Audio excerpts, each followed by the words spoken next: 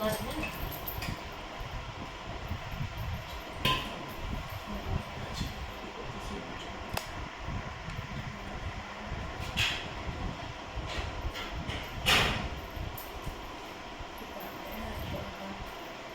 एक मिनट पहले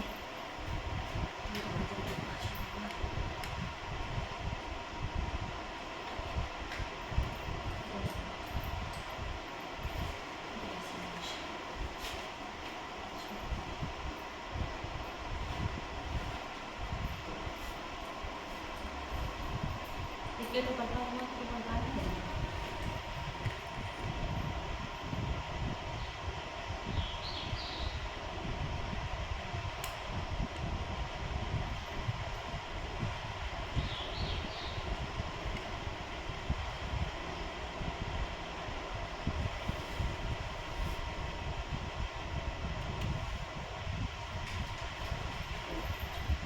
प्राचीन काल में मध्य प्रदेश में अशोक नाम के राजा राज करते थे। वह धन दौलत से कितना देखने को संपन्न होते थे। महाराजा ने सभी विद्वान ज्योतिषी ब्रह्मा पंडितों को सभी ने पर था। ये संतान राजा जब से प्रश्न करते थे उन्हें भविष्यदर्शी विद्वान विपुल लाभ कृपा करके ये बताइए कि मेरे भाग्य में संतान है और यह प्रश्न सुनकर सभी उनके सपने अपने खाने के आरंभ कर दी। कुछ देर बाद सभी बच्चे राजा को देखने लगे। राजा ने कहा कि आप सुनकर संतुष्ट हो गए।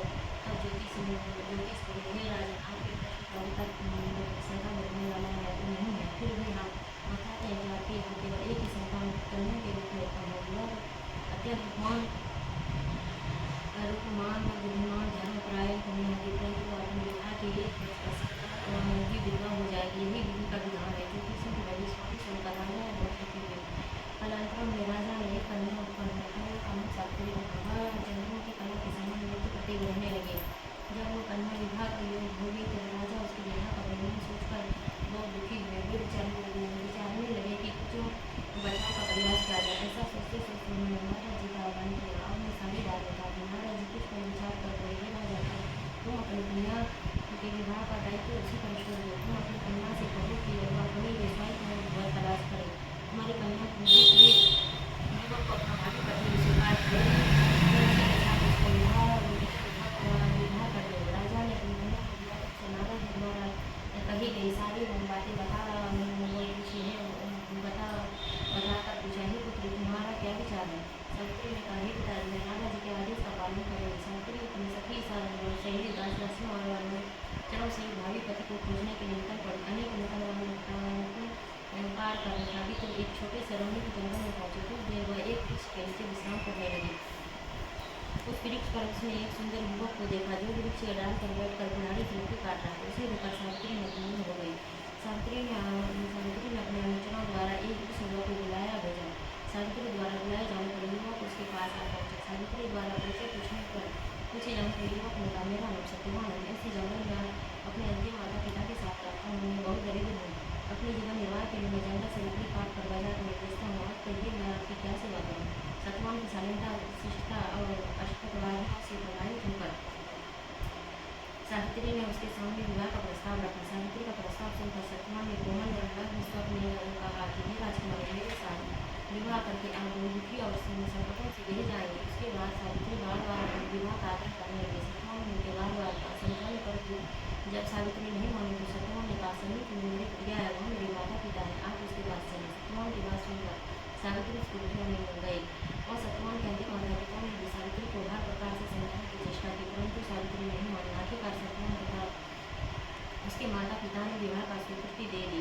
सत्यवान की कुटिया से लौटकर सावित्री अपने पिता के पास पहुंची और उन्हें सारे वृत्तांत सुनाए। इतने में वहाँ नारद जी आ गए। नारद जी ने सावित्री से पूछा कि तुमने किस वर के साथ विवाह करने का निश्चय किया है? इस पर सावित्री ने सारा वृत्तांत सुना दिया।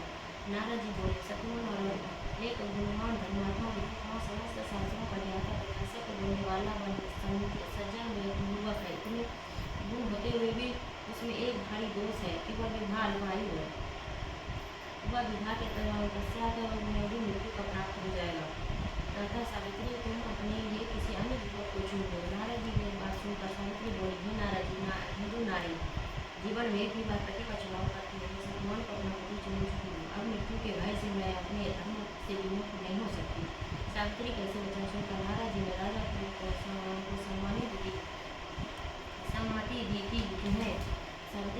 सत्यवान के साथ ही कर देना चाहिए। महाराज जी आशीर्वाद देकर विदा हो गए। राजा ने विवाह पर सभी सामग्री कर विधि पूर्वक सावित्री का विवाह सत्यवान से करा दिया। सावित्री अपने मन में चाहे पति सत्यवान को पाकर सुखपूर्वक और मन में रहने लगी। सावित्री की ज्ञात था कि एक वर्ष बाद उसके पति की मृत्यु हो जाएगी। उसने भगवान शंकर को प्रसन्न करने का निश्चय किया,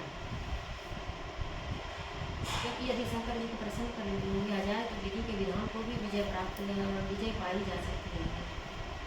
इस प्रकार से निश्चय कर सावित्री भक्तिपूर्वक शंकर भगवान की आराधना करने लगी। जब सत्यवान की आयु के केवल 7 दिन शेष रह गए तो सावित्री को आतुरता से कठिन व्रत उपवास कर भगवान को प्रसन्न करने के लिए लग गई।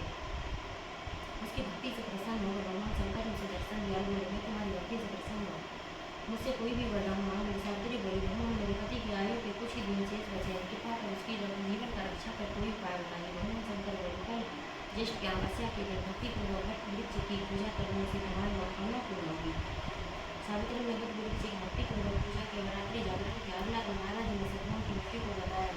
उस दिन प्रातःकाल जब सत्यवान को लाड़ी लगे जंगल में लकड़ी काटने गया तो सावित्री ने स्वयं भी उसके साथ चलने का आग्रह किया। सत्यवान ने उसे सास की सेवा के लिए करने के लिए कहा। तब सावित्री अपने सास से सत्यवान के साथ जंगल में जाने की आज्ञा ले ली। उसके साथ घर में जाने की तैयारी की। वो लकड़ी काटने के लिए सत्यवान एक वृक्ष पर चढ़ा। वह डाल को काटने के लिए कुल्हाड़ी चलाते ही सत्यवान के सिर में दर्द करने लगा और वृक्ष के नीचे उतार आया। सावित्री ने गोद में सिर रखकर बोला, मेरे सिर में पीड़ा हो रही है। सावित्री चिंतित हो गई। कुछ देर में सत्यवान मूर्छित होकर अचेत हो गया। तभी सावित्री ने अपने सामने एक दिव्य पुरुष को देखा। उस दिव्य पुरुष को देख सावित्री ने पूछा, आप कौन है? उसने उत्तर दिया, मैं धर्मराज हूँ। तुम्हारे पति की आयु समाप्त हो चुकी है, मैं इसके प्राण लेने आया हूँ। इसकी बात समाप्त कर धर्मराज ने सावित्री को गोद से अचेत हुए सत्यवान के प्राण लेकर दक्षिण दिशा की ओर प्रस्थान किया। सावित्री भी धर्मराज के पीछे पीछे चलने लगी। धर्मराज ने सावित्री को अपने पीछे आने के बार बार मना किया, परंतु सावित्री धर्मराज के पीछे चलती हुई बहुत दूर तक चल आ गई। धर्मराज ने कहा, हे पतिव्रते, जिस सीमा तक एक मनुष्य दूसरे मनुष्य के साथ दे सकता है वहाँ तक तुम अपने पति का साथ दिया, अब तुम घर लौटा जाओ। सावित्री ने कहा, धर्मराज ने जहाँ मेरे पति जा रहे हैं वहीं मुझे भी जाना है। पति पत्नी धर्म है। बार बार मना करने पर भी जब सावित्री नहीं मानी तो धर्मराज ने अपना पीछा छुड़ाने के लिए सावित्री ने कहा, अपने पति के प्राण दान देने के अतिरिक्त तुम कोई भी 3 बार मांगो। धर्मराज ने की ऐसी बचा कर सावित्री ने कहा, धर्मराज के साथ मन में रखते हुए अंधे हैं क्या? आपसे पहला वरदान मांगती है, उनको दिखाई देने लगे। युवराज ने कहा, ऐसा ही कहा। सावित्री ने दूसरा वर मांगा, मेरे ससुर का राज्य छीन लिया, मैं पुनः प्राप्त हूँ।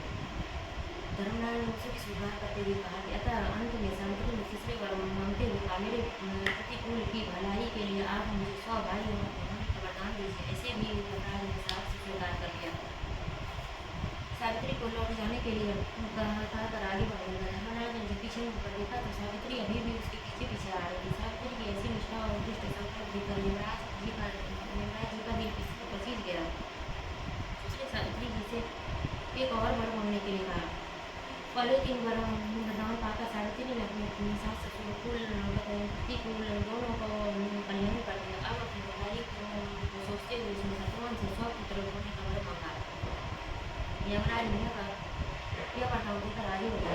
कुछ देर जाने के बाद धर्मराज ने पीछे मुड़कर देखा तो सावित्री अभी भी पीछे पीछे चली आ रही है। इस पर यमराज करने लगे, मैंने तुम्हारे सभी वरदान स्वीकार कर लिए, फिर तुम मेरे पीछे पीछे क्यों आ रही हो? सावित्री बोले, भगवान आपने मुझे सत्यवान से 100 पुत्र होने का वरदान दिया, फिर भी आप मेरे पति को लेकर जा रहे हैं। सत्यवान के बिना आपका यह वरदान कैसे पूरा होगा? सावित्री ने युक्तिपूर्वक पूछा। धर्मराज ने अपने वरदान को सत्यता के लिए सत्यवान को मुक्त कर दिया और कहा, जाओ तुम्हारे पहुँचते ही सत्यवान जीवित उठेगा। ऐसा कहकर धर्मराज भी अंतर्ध्यान हो गए। सावित्री लौटकर उस वृक्ष के पास गई जहाँ सत्यवान को मृत शरीर पड़ा हुआ था। सावित्री के वहाँ पहुँचते सत्यवान पुनः जीवित हो गया। सावित्री ने सत्यवान से सारा वृत्तांत का सुनाया और दोनों वहाँ से खुशी खुशी अपने आश्रम लौट आए। कुछ ही समय में यमराज के वरदान भी पूरे हुए। सावित्री के सास ससुर को दिखाई देने लगा, उन्हें उनका राज्य भी वापस मिल गया। सारे देश में सावित्री के इस मृत का समाचार फैल गया। सावित्री के पिता अश्वपति को भी 100 पुत्र हुए। सावित्री को भी सत्यवान से 100 पुत्र हुए। यह सब बड़ा संयत अमावस्या के व्रत के प्रभाव था। इस व्रत को सर्वप्रथम सावित्री ने मनाया। इस व्रत का दूसरा नाम वट सावित्री,